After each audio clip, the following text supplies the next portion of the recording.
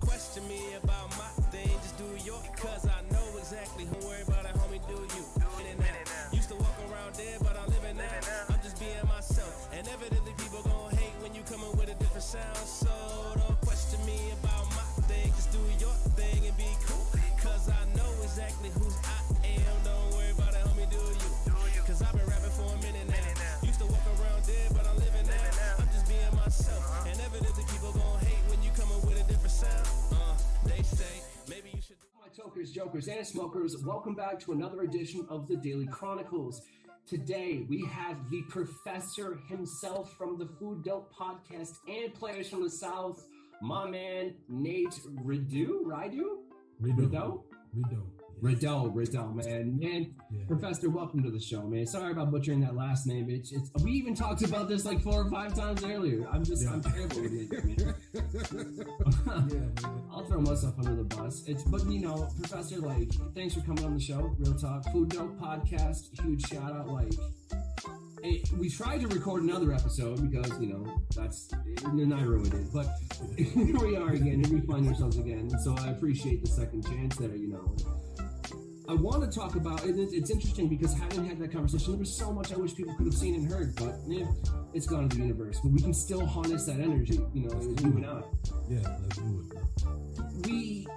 We're talking about kind of like how many tons of cooks and chefs and artists there were in the world, let alone just right now the nation, and how, you know, music, cannabis, and cooking all bring the people together, you know, and silently almost in some cases, you know. That's what your show does, Food Dope podcast. You know, like, how did you get the idea?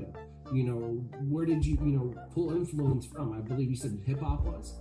Yeah, hip hop definitely was, man. I took every creative fiber in my whole being, man. It started when I was a teenager and I was a rapper. So, you know, when those days were gone, I took my energy and put it to other things, and, you know, artistic things, creative things, entrepreneurial things.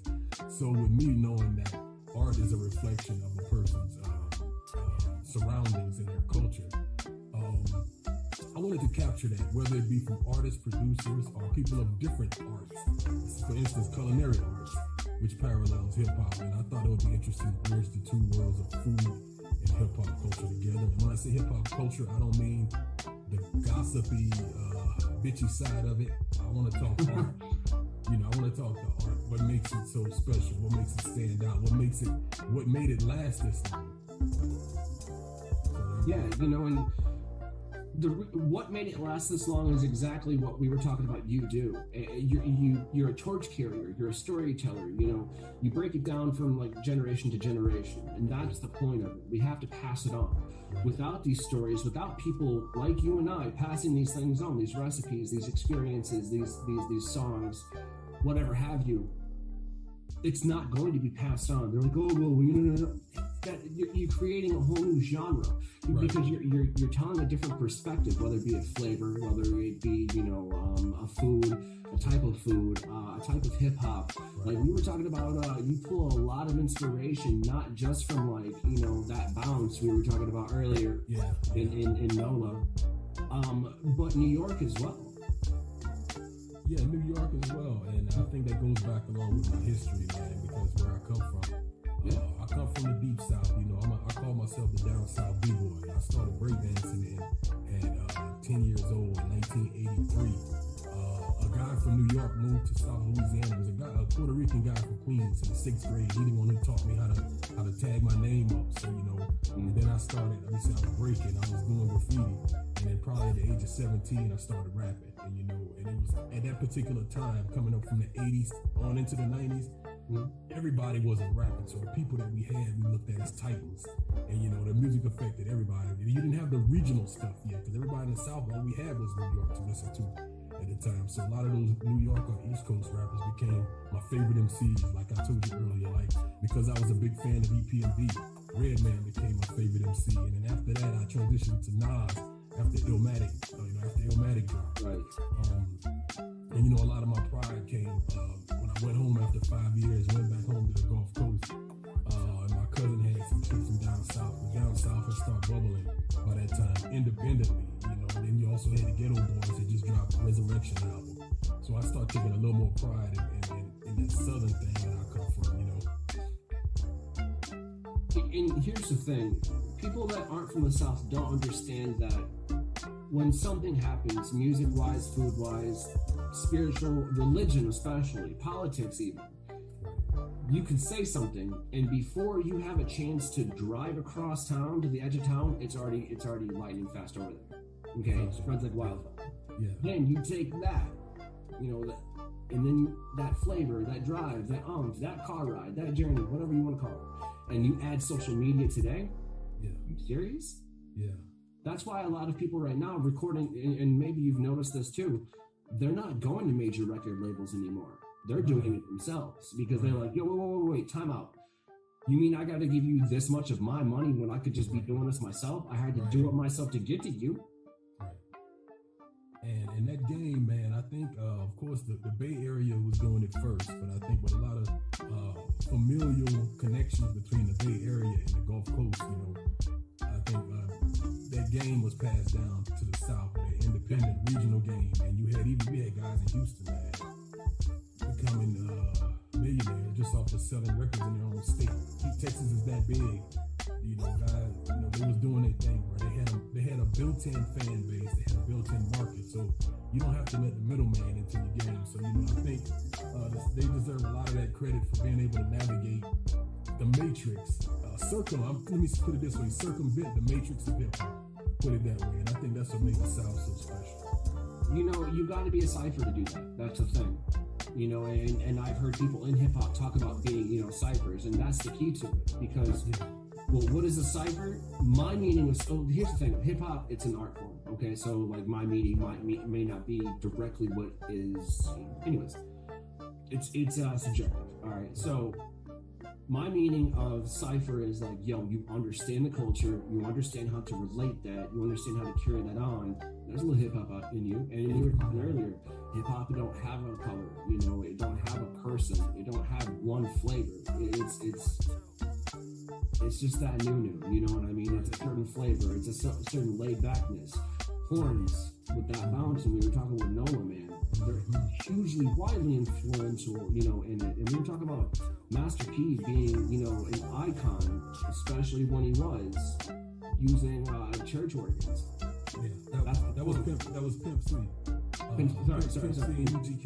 Yeah, I mean, just to come out of, like I called in my documentary, We Are One, Street Music in New Orleans, I brought up the fact of the dimensional, something from another dimensional nothingness.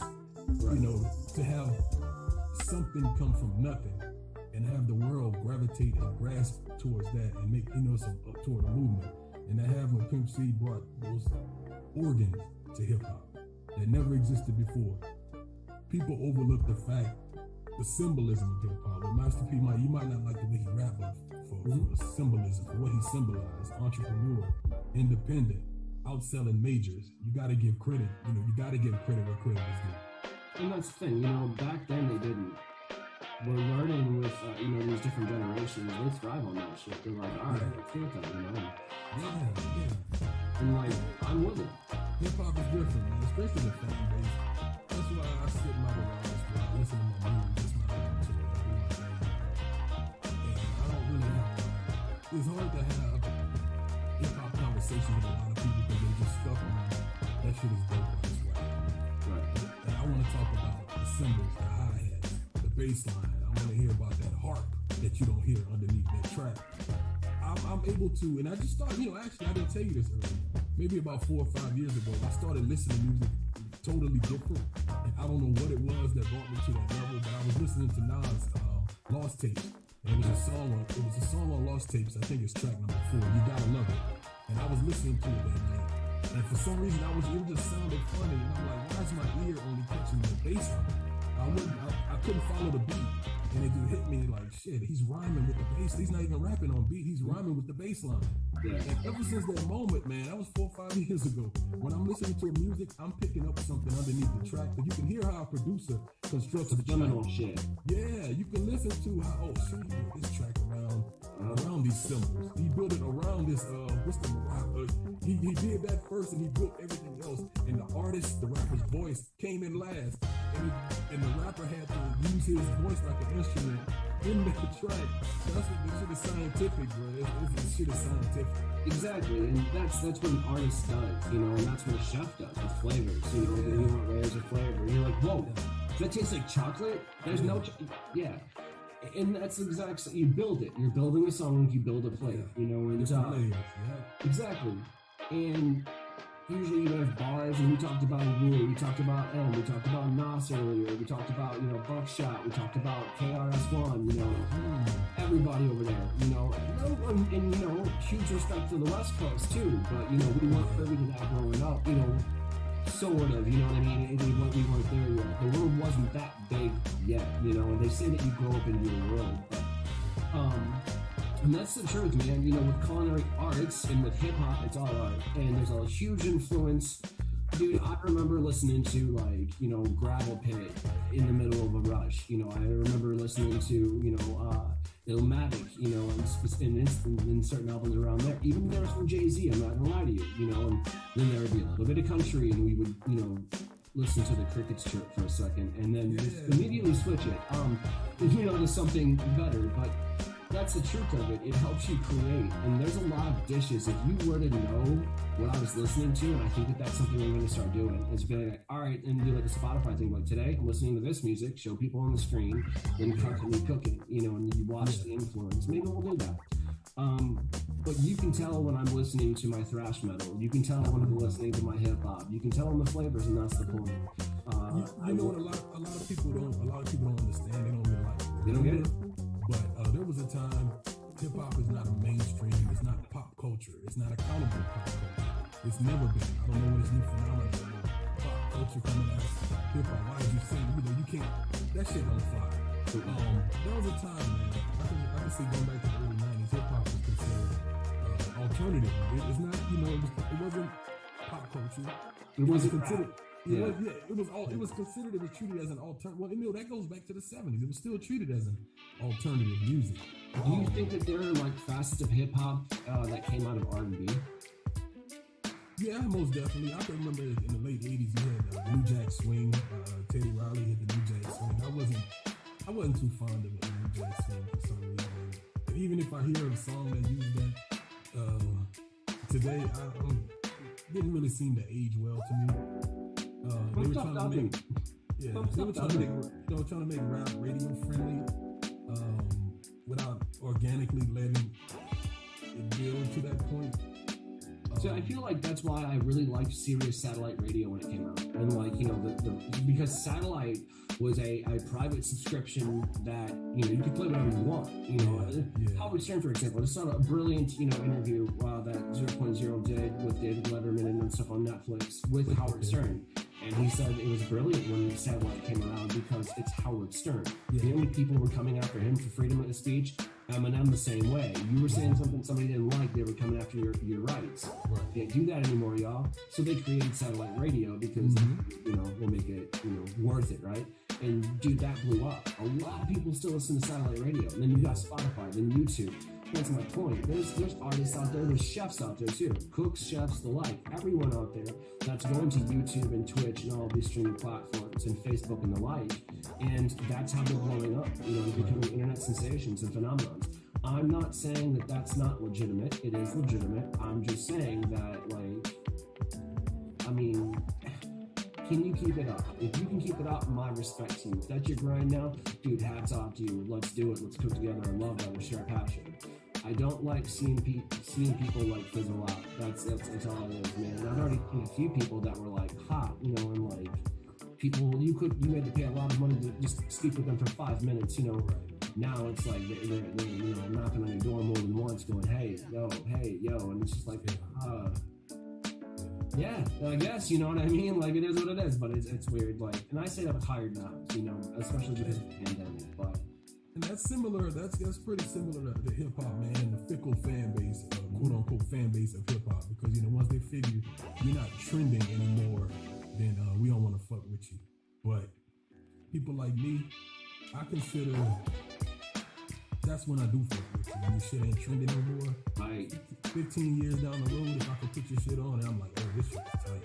You did something as an artist. You know what I'm saying? You did something as an artist, or if you want to translate that over to culinary arts as a chef. You know, even though the people might not be feeling you and your technique or you this and that, man, if you did something to affect somebody's life at some point, man, you was success on a relative scale. And that's the point, and that's why I wanted to talk with the professor. You know, I wanted to get in the mind of, yo, let's face it, you know, real recognizes real. A lot of people out there that recognize real understand one letter of the alphabet. That's the G. You know what I'm saying? Real recognizes real. You can't just become a G. You have to grow up into it. You start as a lowercase G and you graduate to the capital L. You know, I want to put myself like in the mindset of the little G, of the little professor. You know what I'm saying? Like, listen to hip hop, 1983. You know, put me the first time you stepped on that cardboard map. You know what I'm saying? The first time you stepped up. Man, what did you see? What did you smell, man? Like, what happened? I love looking back at that time, man, because like I said earlier, I call myself a down south b-boy. At that time, man, I'm talking maybe 9, 10 years old, and I just told this story on one of my shows recently. Like, we had a skate park in Louisiana, you know, and I can't see this happening now, but I was like maybe 9 or 10 years old. You know, your parents would drop you off somewhere, so we get dropped off at the skate rink on a Saturday night. And 10 o'clock, you had to pay a certain amount to be out by 10. But if you wanted to stay till midnight, pay like an extra $2. Right. So I'm 10 years old, we stay until midnight. And after 10 is where they played hip hop. Yeah, they played The Message, they played Planet Rock. And I can remember at that time, bro, my friends from school, I'm 19 years old. You all on the little skate rink with your shoes on, but it was dancing. You know, people were dancing, so we sitting there popping, breaking. And that shit, we didn't, of course you're not thinking about it at that time, but here we are 30, 40 years later. And I'm like, oh shit, everybody wasn't built for this. Only the ones who could stay till midnight, that's the only place you can hear about after 10 o'clock. And you know, man, that shit was special time because I did that. I started Midnight Riders, dancing, all that, man. It just got into me. As you spoke about the word cipher earlier, I can remember being 10, 11 years old at my grandmother's house. Me, all my male cousins and my brothers, we didn't even know what a cipher was, but we all standing up reciting Run DMC lyrics. We didn't know what a cipher was at that time. You know what I'm saying? Stuff like that. You know, special times of life. I like to tell people, man, hip hop is growth. It's life. It's contradictory. Just like life is growth. Hip hop. Emotion. It's the way you walk into a room. It's the way you address people. It's the way you just said, gee, I might understand what you're talking about. Everybody will understand what you mean by that. Now you're talking about it. Right. That's the thing, you know, like, sometimes exactly, you're right. And I wanted to spin more on that. Sorry about that. My ADD, man, you know, but that's the point, because like if you come at me, especially nowadays on Facebook, you can't say anything, bro. You can't disagree with anyone, period. You know, like, okay, you know, what if I like, you're like, yo, let's song this hot. I'm like, nah. You're like, seriously, stop. Like, all right, just you know, let's celebrate the differences. Excuse me, let's not argue about the differences and see that it's right. Yeah. Let's stop arguing about the differences and start, you know, finding the commonalities. You know, there's a lot of commonalities in food, in hip hop, and you know, in music itself. You know, music, hip hop, and cannabis is what I'm going to. Sorry, finally, it took the cannabis to get there. There's these communities and subcultures, like, and just, you know, layers upon layers of just people, man, in each category. And a lot of them mold over, you know. I'm not gonna lie to you, bro. Like, there's many times I was cooking behind the line as a chef, in front of the line, expoing or something, but right before, you know, dinner rush hit and the, you know, the regular tickets printed out, we had a safety meeting. I won't lie to you. Everybody was focused and everybody was like cool with that, because this was back at a time when, like, yo, you weren't supposed to smoke weed, period. Like, shit, get caught with coke, you'd be all right. You know, you can get off of it, whatever. It's you got a problem. Alcohol, nobody cares. You know, they'll let you stack it and rack it. You know, it didn't matter. But you get caught with weed, oh no. You know, they come out with the bracelets real quick. And that's my point. Like, and now those same cops are like, yo, let's open dispensaries. No. you know, so that's the point of it. And then with hip hop, like, oh, you can't say that's to kind of reach back to the satellite thing, like that's the movement of it. And I feel that like people being able to own restaurants and everything like that, food was the same way. It spread the same way, you know. Certain dishes, like you wouldn't find an etouffee as common up here in Michigan, you know, or even ATL, maybe more prolific in ATL a little bit with the culmination of the southern flavors and things like that in the ethnic communities there. But you're apt to find it in NOLA, you know what I'm saying? Like, you want an etouffee? Walk a block. That's my point. Like, certain foods belong certain places for reasons, and that's where the staples are. Music's the same motherfucking way, but with the exception of hip hop, that shit's everywhere. And I think that's why I was saying earlier, man, I love the fact that that particular art form, man, it is something I like to study. Reach. For instance, if I want to hear, I have the ability to close my eyes and place myself in that location. I can go back to Memphis in 1996. The music takes me there. I can go, in my mind, I'm back and listen to Transcendent. Yeah, bro, I can understand 3 6 months of production to see this what this city's like. So the music is gonna match with the city. So, you know, I think that's another reason I'm cool with people from all over. I want to learn about more where you come from, you know what I'm saying? And same thing with culinary, with cuisine. I'm so apt to try anything because different flavors of the world. It just transcended. That's what food does. Music, art, chefs. I love talking to chefs. They love telling me their story, just like an artist would, because they are artists. You are an artist. You know, should I say? See, we don't use the word artist. Clinically insane, that's more apt. You walk a fine line of, you know, a chef won't say that you're an artist. There is an art to it, but it's the same thing. We're just arguing semantics at this point. Arguing what the chef is like a pig in the mud. Sooner or later, you're gonna realize that they enjoy it. You know, so the reality behind that is it comes down to character, and this is the truth. Food either has character or it doesn't. Okay. Hip hop either has character or it doesn't. And just like the late great Bourdain said, in the kitchen, you either have character or you don't. Skills can be taught. Okay, recipes can be learned. It's to the point where like you got chefs, you know, doing their internet thing, blowing up, and that's again, kudos to it. But they're just reading off teleprompted fucking recipes that, you know, they've gotten to practice it, you know, 6,000 times or shoot how many takes and shoot how many times so the take is right, you know. And I applaud that. There's work behind that, but that's different than a chef on the line every single motherfucking day. Because if you switch them, one's gonna take a nap because it's too fucking easy, and then one's gonna be like, I can't do it, and then they're gonna, you know, wanna, you know, run away basically. You know what I'm saying? But that's the whole point of it, man. You know, hip hop, food, cannabis, all of it's kind of there. I definitely wanted to reach out to the professor himself on the Food Dope podcast. Like, I think that's like definitely something I'd like to collab with, man. I mean, dope's in the name. That's the point, you know. And dope itself is a unilateral. You can say it, and everybody knows exactly what you mean.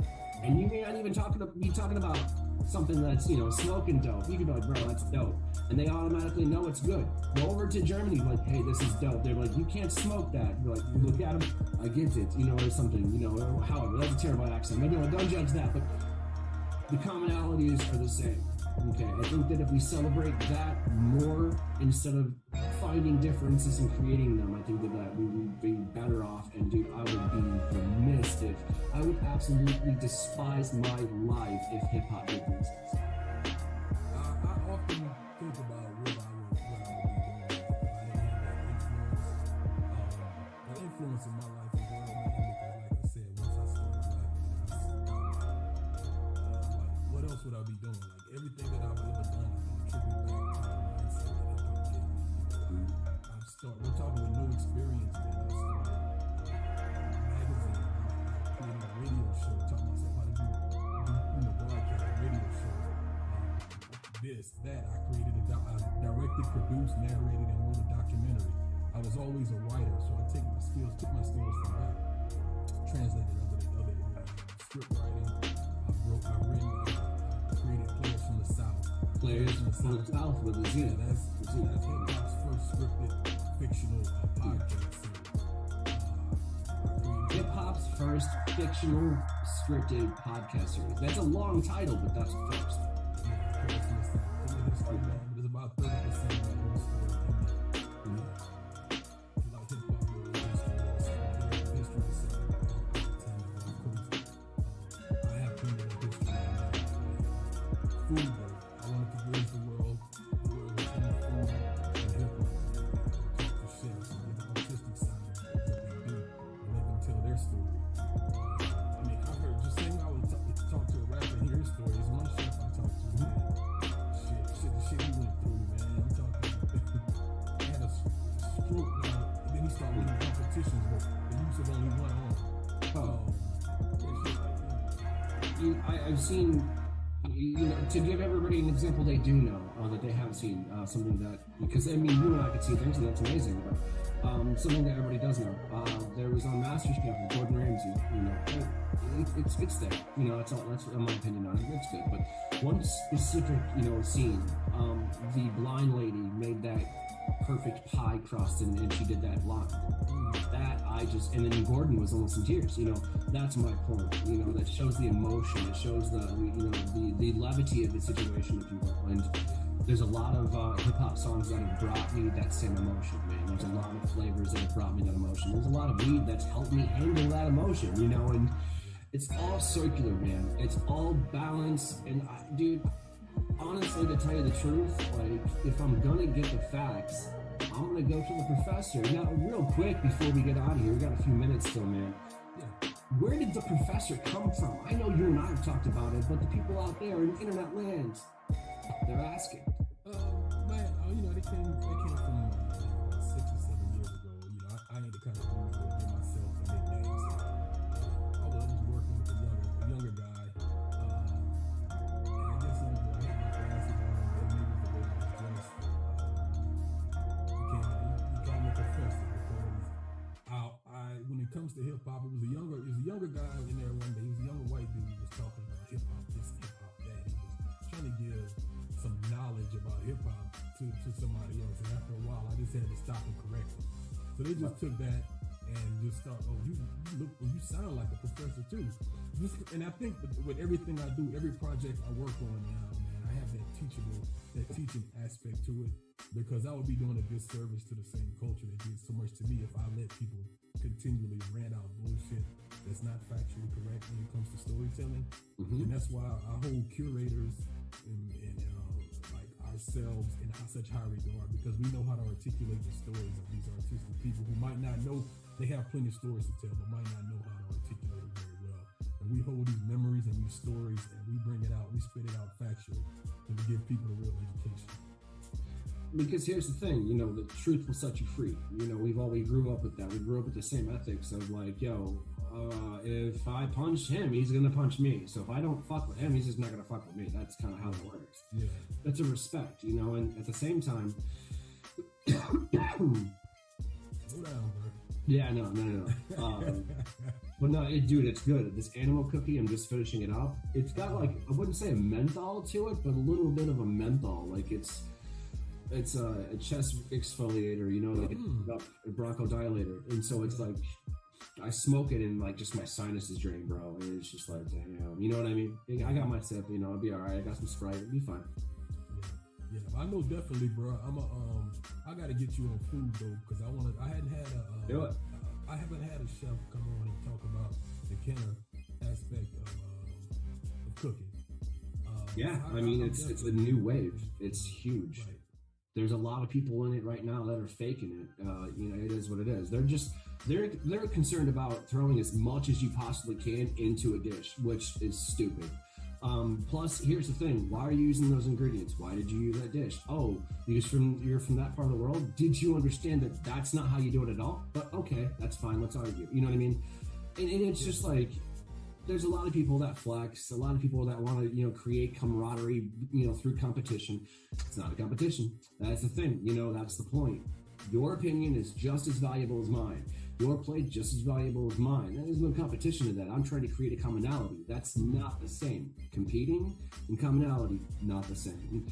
Again, Food Dope Podcast, that's the point. We're bridging that gap. And you said you grew up along the highway there. Like, I remember, like, you know, you would carry like a mixer, you know, and shit like that to one person's house, and the other person got the lights, and they got the drum set, and I remember that, you know, and everybody got together. Music did that, weed did that, because let's face it, somebody bought some weed, somebody got some papers, let's do this, you know, let's throw it down, you know. That's how it was in the early 90s, man. If you were you didn't have a million rappers on every corner, so whenever you did meet somebody that was also in the hip hop, they were gonna help you, you were gonna help them. And they found out, like, when I first moved to Atlanta from New Orleans, like, I had started rapping the previous summer, right before I moved to Atlanta. Once I got to Atlanta, first thing I did, I held true to what hip hop was. I didn't go try to get a record deal. I went look for a DJ. As an MC, I gotta find a DJ. Start your foundation there, man. Start your foundation there. People would introduce you. I know my boy, he DJ. He got an 808. He got this. He got that. I missed that part. The boom from the 808s. Yeah. You know what I'm saying? There's a little big boy there. Yeah. You dress like the fucking music that, you know, Andre 3000, you know, but dude, it was an absolute pleasure having you on. Seriously, we got to cut out of here. But I feel like, you know, we're going to reach out to the professor again. I feel like we're going to, you know, dude, Dope's in the name. It only makes sense to put them in the same fucking game. That, you know, honestly, man, there's a lot of our cultures that culminates. And again, expressing these commonalities would help us dissolve some of the differences, I believe, man. Exactly. Hip-hop's the same way, film's the same way, dude, weed's the same way. It's all about that piece, y'all. You know what I mean? But again, thank you, the professor. I thank you so much. Food Dope Podcast, y'all. All the little tags are going to come up here. We're going to throw them up right here, you know, zoom into it. But he's also got amazing candles. We forgot to even mention the fucking candles, bro. Peaches and Herb, y'all. That's his iconic candle right there. All right, give him that website. I'll scroll at the bottom right now. All right, the name of the company is Sue, just like sous chef, S-O-U-S, Sue Aromatics. And this is our signature crumbling peaches and herb, inspired by the 1994 Outkast album cut, Crumbling Herb. And we just added peach nectar in there, and that's what we do, bro. That's SueAromatics.com. SueAromatics.com. There it is. SueAromatics.com, y'all. My name's Rodney, Tokers and Jokers and Smokers. We'll see you guys on the flip. Peace.